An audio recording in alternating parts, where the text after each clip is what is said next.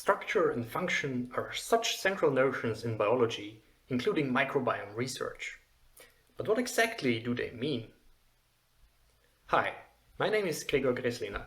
I'm a postdoc in the Conceptual Biology and Medicine group at Immunoconcept, working in Thomas Pradeux's ERC project hosted by the CNRS and University of Bordeaux. So how should we think about microbiome structure and function? And what would a philosopher have to say about it?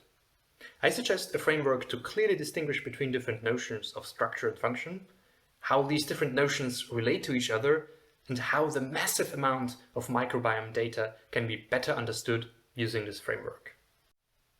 What does structure mean? On the one hand, structure can refer to genetic sequence or primary structure.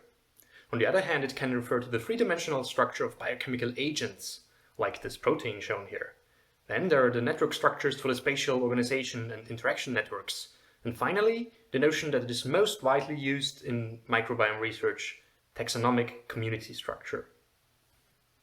So far so good. Even though united under the umbrella term structure, these different notions should be easy to distinguish. And usually they are. However, when trying to link structure to functions, things get much more complicated. What does function mean? Philosophers have spilled a lot of ink discussing various notions of function.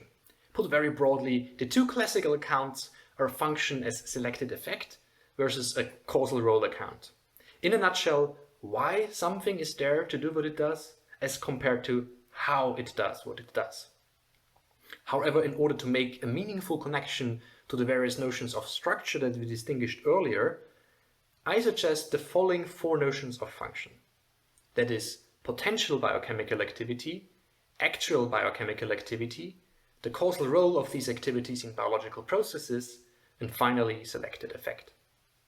It is easy to see that with this distinction, we can connect the different notions of structure and function to each other, spelling out the details of a meaningful relationship between structure and function. For example, genetic sequence links quite nicely to the encoded potential biochemical activities. However, the presence of a genetic sequence does not guarantee that the encoded biochemical agent in question is actually expressed and carrying out its actual biochemical activity. Interaction network structures can be used to illuminate the causal role that these activities play in biological processes on different levels of organization. And finally, taxonomic community structure can serve as a limited proxy for all the other notions of function. Why does all this matter for microbiome research? Well, one way in which philosophy can provide useful work for scientists is the clarification of central terms and theoretical concepts. Like in so many other areas of biology, microbiome researchers like to talk about structure and function a lot, sometimes without clarifying what exactly they have in mind.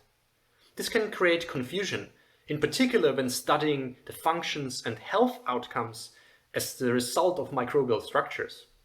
Genomic data and taxonomic composition is a good and easily accessible starting point, but it can only serve as a limited proxy for all the other notions of structure and function, which need to be studied with different methodological approaches and techniques respectively, as shown in this pentagon.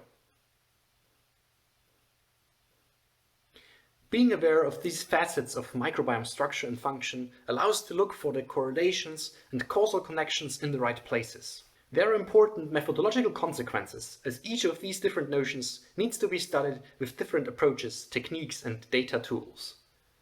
Especially if the goal is to understand mechanisms and intervene to promote particular health outcomes, this is key. Mere correlation is not enough. How to establish causality in microbiome research has been a central problem, in which fruitful discussion between scientists and philosophers have led to interesting results, each bringing their own expertise to the table. In terms of structure and function, I believe it is essential to be aware of what these terms can mean in different contexts and how they might be limited in understanding other aspects of microbiome structure and function when inferring one from the other. These are exciting times in microbiome research, and while more and more fascinating data are being collected, their interpretation and the theoretical models to understand the causal mechanisms and potential targets for biomedical interventions are equally important. Thinking clearly about the different notions of structure and function is essential to avoid certain fallacies, making rash inferences, and neglecting the important work of theoretical modeling and hypothesis testing.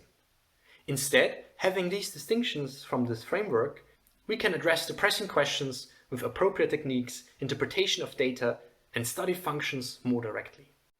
For more details, please go ahead and read my BioEssays article.